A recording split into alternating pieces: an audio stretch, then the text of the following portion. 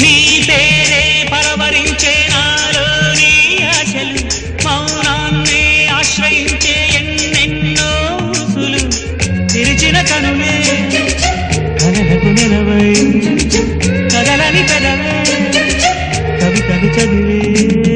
ఎన్నెన్నెన్నో గాథలున్న నీ భాషని